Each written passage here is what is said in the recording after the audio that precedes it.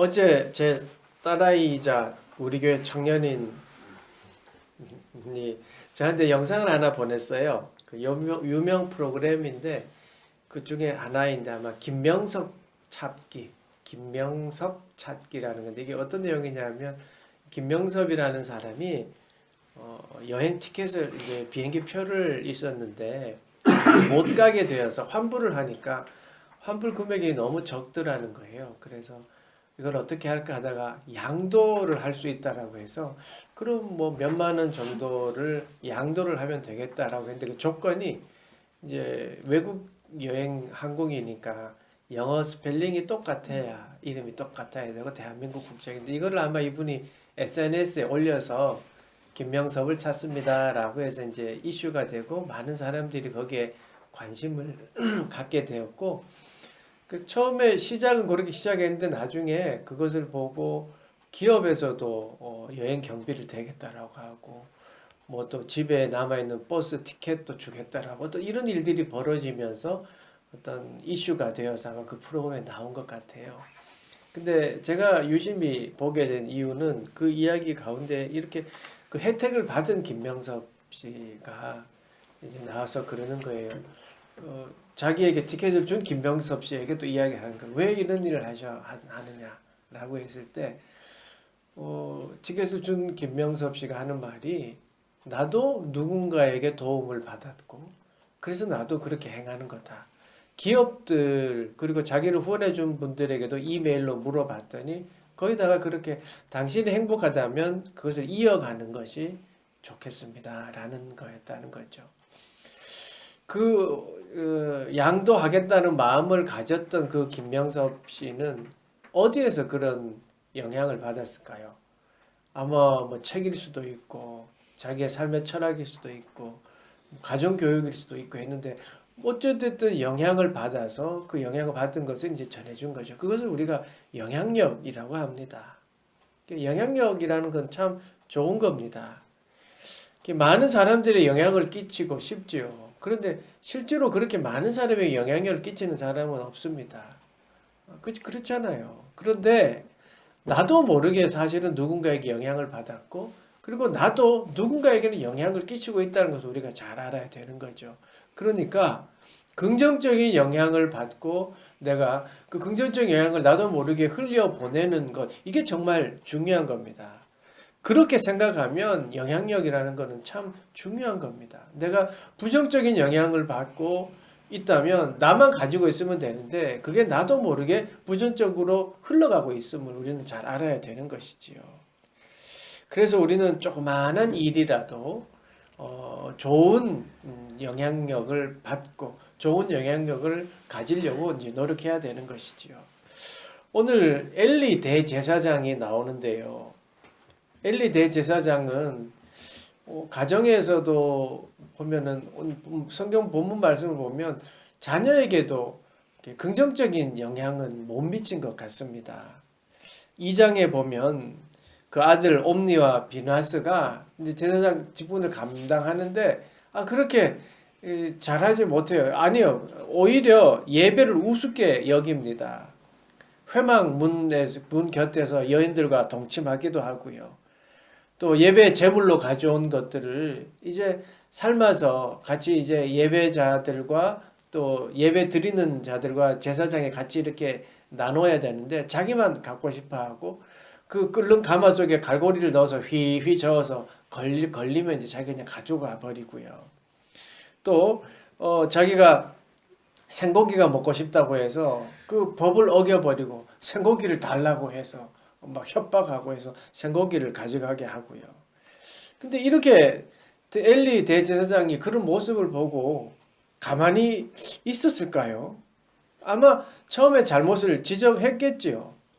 근데 오늘 성경에 보면 그러한 일들을 보고 뭐 특단의 조치를 취하거나 훈계하거나 그렇지 않아요. 물론 뭐 잔소리를 했다라고도 할 수 있겠지만 엘리는 가만히 보면 자기의 어떤 직분을 지키는 것, 자기 자리를 지키는 거에만 더 관심이 있었던 것 같아요. 오늘 본문에도 읽었지만 전쟁이 일어났고 전쟁에 졌고 이러는데 엘리는 그 소식을 들으면서 그러면 우리 언약궤는 어떻게 됐지라고 떨림으로 그냥 언약궤에만 관심 있어요. 왜냐하면 자기가 그것을 관리하니까. 거기에만 관심 있는 것을 보면 자기만을 생각하는 그런 사람이 아니었는가라는 생각해 봅니다. 대제사장의 직분을 가지고 있었죠. 그리고 그 당시에는 이제 대를 이어서 제사장 직분을 감당했으니까 그 아비에게 아마 홈리와 비나스가 보고 배웠을 텐데 그 보고 배운 것이 그냥 아무렇게나 생각하고 갈고리를 넣어서 고기를 빼버리고 아주 음흉한 행동을 하는 일들을 배웠다는 거예요. 그러니까 엘리가 과연 영향력이 있었나라는 걸 이제 생각해 보는 것이지요. 아마 엘리는 그렇게 두리뭉실하게 좋은 게 좋은 거지 그냥 내가 배부르면 돼 그런 마음으로 살지 않았나라는 생각해 봅니다. 블레셋과의 전쟁 중이었는데도 불구하고 엘리 대제사장은 그냥 자기가 하던 대로 문설주에 앉아서 자기의 의자에 앉아 졸고 있었습니다. 아마 그래서 성경은 몸은 비대해졌다라고 이야기하고 있고요. 그러니까 늙으면 늙는 대로 그냥 뭐 좋은 대로 그냥 살아왔다는 것이죠. 엘리가 비대하거나 늙어서 영향력이 없어졌다라는 말을 드리는 것이 아니고요. 영향력 자체에 관심이 없었던 것은 아닌가라는 말입니다. 그냥 자기 자신의 좋은 대로, 그냥 편한 대로 살아왔지 않았을까라는 말입니다. 엘리 대제사장이 이제 전쟁이 일어났을 때, 나라에 큰 일이잖아요. 일어났을 때에 그 엘리가 상황한 태도, 엘리가 이렇게 취한 태도와 그리고 전쟁의 급박한 상황은 참 비교가 됩니다. 12절 말씀입니다. 당일에 어떤 베냐민 사람이 진영에서 달려와서 자기의 옷을 찢고 자기의 머리에 티끌을 덮어쓰고 실로에 이르니라. 여기 당일에라고 했잖아요. 당일은 11절에 이제 그게 11절에 보면 한마디로 요약이 되어 있습니다. 11절 하나님의 괴는 빼앗겼고 엘리의 두 아들 홈리와 비나스는 죽임을 당하였더라. 그러니까 블레셋과의 싸움에서 하나님의 괴를 빼앗겼습니다. 하나님의 괴는 어디에 있는 겁니까? 언약궤 어디에 있어요? 지금 이거는 성전이 지어지지 않은 때니까 회막 안에 지성소에 있어야 되는 거잖아요. 근데 그걸 전쟁터에 이제 가지고 갔어요. 그러니까 블레셋과의 첫 번째 전투에서 이제 패했어요. 그래서 군사가 4,000명이 죽었어요. 그러니까 이스라엘 장로들이 막 이제 꾀가 아니라 이제 고민을 이야기한 거예요. 장로들이 뭐라고 이야기했냐면 하나님의 언약궤를 가져오자라고 이야기하는 거예요. 그럼 우리가 이길 것이다라는 거예요. 그 당시에 이제 전쟁을 보면 막 깃발을 높이 들고 자기들이 섬기는 신상들을 막 앞에 데리고 오잖아요. 그러니까 블레셋이 그랬던 것 같아요. 그러니까 우리도 하나님의 언약궤를 가지고 오자 이렇게 된 거예요. 그러니까 이때 이제 홈리와 비나스도 같이 가는 거예요. 그러니까 이게 제사장의 직분이 뭔지를 이제 망각한 거죠. 그 전쟁터에 와 서 있었습니다. 그런데 이번에는요, 전쟁을 더 크게 져서 3만 명이나 죽게 되었습니다. 이 일이 있었던 당일입니다. 전쟁에서 지고 더군다나 하나님의 괴가 있었지만 전쟁에서 패했습니다. 이렇게 급박한 상황이었어요. 13절 이제 보세요. 그때 엘리의 모습입니다. 그가 이를 때에 엘리가 길옆 자기의 의자에 앉아 기다리며 그의 마음이 하나님의 괴로 말미암아 떨릴 즈음이라. 그 사람이 성읍에서 들어오며 알림에 온 성읍이 부르짖는지라. 전쟁에 졌다는 이 소식에 온 백성이 부르짖었어요. 그런데 엘리는 걱정 하나는 마음이 떨리는 이유가 뭐냐면 하나님의 괴가 어찌 됐을까라는 것뿐이라는 말이죠. 그러니까 엘리는 그냥 자기가 하던 대로 편안한 대로 그냥 길 옆 자기의 의자에 앉아 있었습니다. 대제사장이라고 하면 여러분 존경받는 위치이고 또 하나님의 사제로서의 전쟁이 일어났으면 하나님께 기도하는 게 기본 모습 아닐까요? 아니 상식적인 모습 아닐까요? 그런데 이 사람은 그냥 자기가 편한 대로 행했습니다.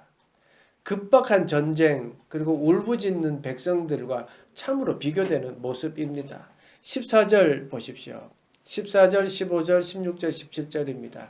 엘리가 그 부르짖는 소리를 듣고 이르되 이 떠드는 소리는 어찌 됨이냐. 그 사람이 빨리 가서 엘리에게 말하니 그때에 엘리의 나이가 98세라. 그의 눈이 어두워서 보지 못하더라. 그 사람이 엘리에게 말하되 나는 진중에서 나온 자라. 내가 오늘 진중에서 도망하여 왔나이다. 엘리가 이르되 내 아들아 일이 어떻게 되었느냐. 소식을 전하는 자가 대답하여 이르되 이스라엘이 블레셋 사람들 앞에서 도망하였고 백성 중에는 큰 살육이 있었고 당신의 두 아들 홈니와 비나스도 죽임을 당하였고 하나님의 괴는 빼앗겼나이다. 전쟁에서 졌습니다. 언약궤는 빼앗겼습니다. 두 아들은 죽었습니다. 이 소식을 들었는데 엘리는 무엇보다도 언약궤에 대한 소식이 아마 더 컸던 것 같습니다. 18절 보시면 하나님의 괴를 말할 때에 엘리가 자기 의자에서 뒤로 넘어져 문 곁에서 목이 부러져 죽었으니 나이가 많고 비대한 까닭이라. 그가 이스라엘의 사사가 된 지 40년이었더라. 엘리는 그 소식을 듣고 죽었습니다. 보통 죽음에 대해서 말을 하면 조금 이렇게 완곡한 표현을 쓰는데 엘리의 죽음에 대해서 성경은 뭐라고 했습니까? 자기 의자에서 비대한 까닭이라. 사사가 된 지 40년이라. 그래서 저는 자기의 의자라는 표현이 좀 눈에 띄었습니다. 그러니까 자기의 의자에 앉았다라는 것이 이 사람의 대표적인 모습이 되었던 것입니다. 아마 그리 좋지 않은 죽음의 묘사인 것 같습니다. 주어진 조건에 순응하면서 그냥 내 배부르면 된다. 내 그냥 이 대제사장 직분 그냥 이어가면 된다라는 것이죠. 아마 그걸 선택한 엘리였습니다. 아이들이 삐뚤어졌음에도 불구하고 어떻게 되겠지. 제사장 직분도 아이들에게 맡기고 그냥 자기는 쉬는 것을 택하지 않았을까 생각이 들기도 하고요.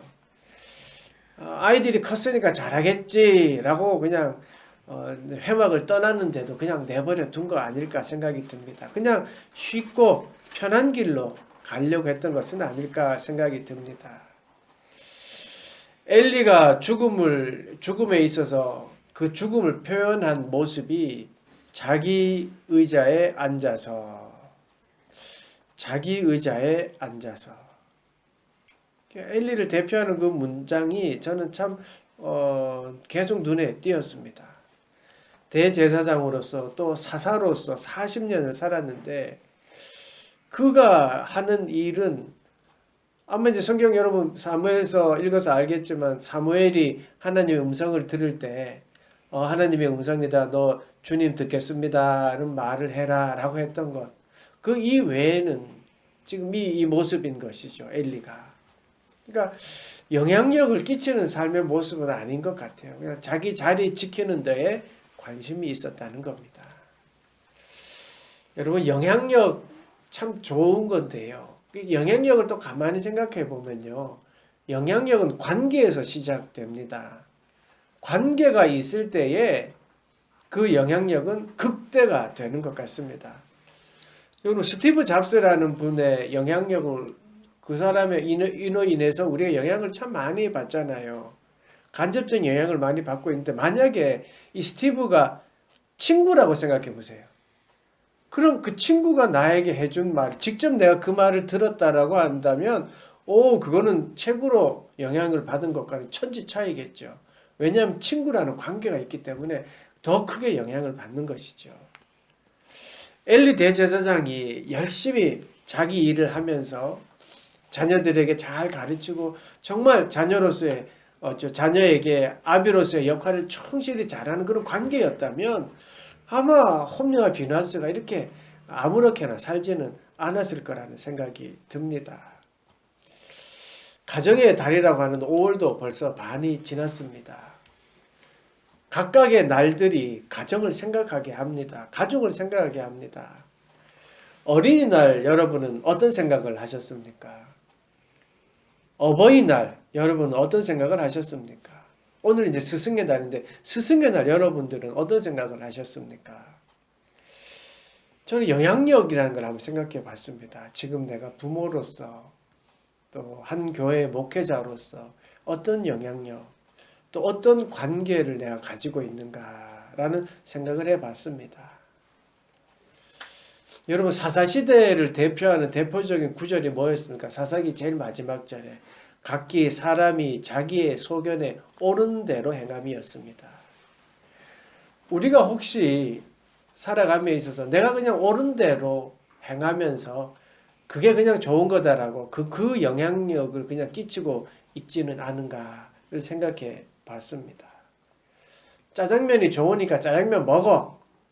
물론 내가 좋아하니까 좋죠. 그런데 자녀에게도 그것이 좋다라고 억지로 강요하는 영향력을 끼치지 않느냐라고 하는 것이죠. 여러분, 근데 각 사람이 자기의 소견에 옳은 대로 행해서 어떻게 됐습니까? 망했어요. 각자의 소견에 옳은 대로 행하면 망합니다. 어떻게 그럼 해야 됩니까? 각기 사람이 하나님의 뜻에 맞게 행해야 하는 것이죠. 영향력을 하나님께 받아서 하나님께 받은 그 영향력을 행해야지요. 각기 사람들이 가정에서 부모에서 자녀로서 스승으로서 하나님께 받은 영향, 하나님께 받은 뜻을 어떻게 내가 가정에서 행하고 내가 어떻게 자녀로서 행하고 내가 어떻게 스승으로 행하는지를 행해야지요. 이스라엘은 전쟁에서 패하자 뭐 했습니까? 장로들이요 모여 작전을 폈습니다. 각기 자기들이 행한 대로 행한 거예요. 옳은 대로 행한 거예요. 그 옳은 대로 행한 게 뭐였습니까? 3절 4절 백성이 진영으로 돌아오며 이스라엘 장로들이 이르되 여호와께서 어찌하여 우리에게 오늘 블레셋 사람들 앞에서 패하게 하셨는고 여호와의 언약궤를 실로에서 우리에게로 가져다가 우리 중에 있게 하여 그것으로 우리를 우리 원수들의 손에서 구원하게 하자 하니 이에 백성이 실로에 사람을 보내어 그룹 사이에 계신 만군의 여호와의 언약궤를 거기서 가져왔고 엘리의 두 아들 홈니와 비나스는 하느님의 언약궤와 함께 거기에 있었더라. 여호와께서 어찌하여 우리를 패하게 했는지라고 의문을 갖습니다. 이 의문 갖는 것은 잘한 거지요. 긍정적인 의문이지요. 왜 패하게 하셨지? 하나님 그러면 어떻게 해야 합니까? 라고 하나님께 기도해야지요. 그런데 이 사람들은요.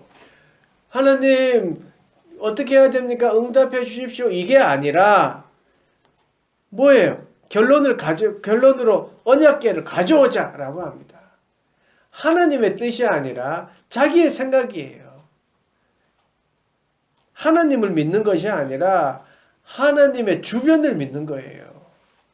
본질을 믿는 것이 아니라 부스러기들을 본 거예요.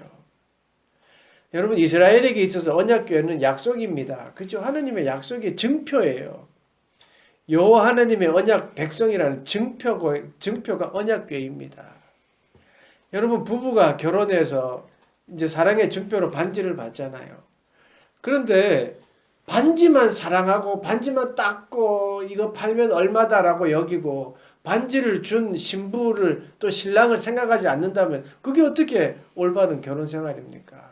지금 이스라엘 백성들이 그런 거예요. 야, 옛날에 이스라엘 백성들이 우리 선조들이 함께했던 언약궤가 있으면 우리가 이길 거야. 하나님을 생각하지 않고 언약궤만 생각한 거예요. 광야에서는 진짜 그랬잖아요. 언약궤가 앞장 구름이 회막에 떠오르면 그 언약궤를 들고 앞으로 나가고 그 뒤에 백성들이 뒤따라갔잖아요. 언약궤가 앞장서면 요단강 물이 갈라졌잖아요. 언약궤가 앞장서고 언약궤가 서면 백성들도 서고 했잖아요. 그 일들을 기억하고 그 언약궤를 생각하면서 하나님이 임재했던 언약궤를 생각한 것이 아니라 그냥 언약궤를 생각한 거예요. 그러니까 그게 오면 이길 거야 라고 생각한 겁니다. 그래서 그 언약궤를 가져왔습니다. 그런데요, 참 재밌는 거는요, 그 언약궤가 왔을 때의 그 적군 블레셋의 반응이에요. 보죠. 7절 8절 블레셋 사람이 두려워하여 이르되 신이 진영에 이르렀도다 하고 또 이르되 우리에게 화로다 전날에는 이런 일이 없었도다. 우리에게 화로다. 누가 우리를 이 능한 신들의 손에서 건지리요. 그들은 광야에서 여러 가지 재앙으로 애굽인들을 친 신들이니라. 블레셋은 광야에서 이끄신 하나님을 알았어요. 그래서 두려워했어요.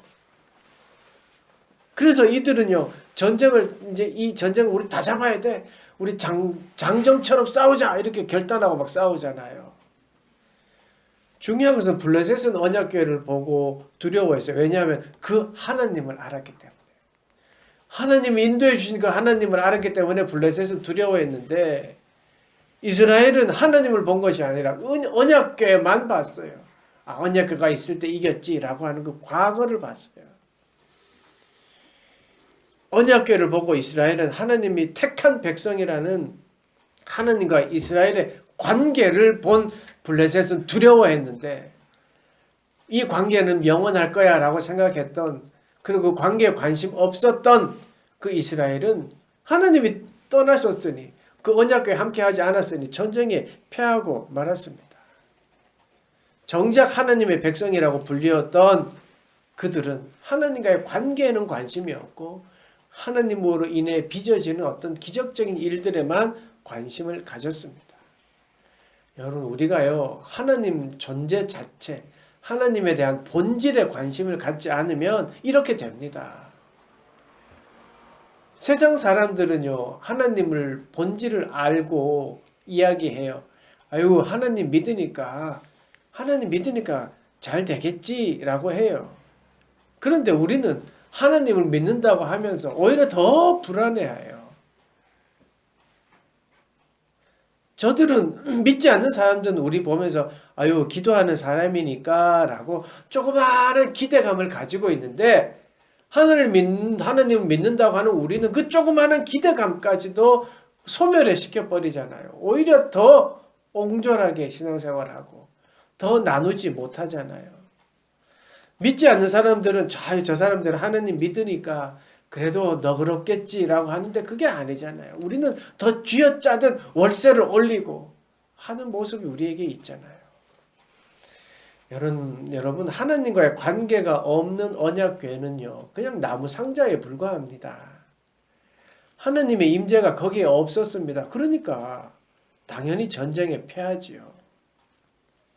하나님과의 깊은 관계에서 비롯되는 영향력은요, 힘이 있습니다. 왜냐하면 그것은 하나님의 임재하기 때문입니다. 여러분, 하나님께 영향력을 받아서 선교하고 가고 큰 부자가 돼서 몇 천만 원씩 11조를 내고 이렇게 하는 게 영향력이 아닙니다.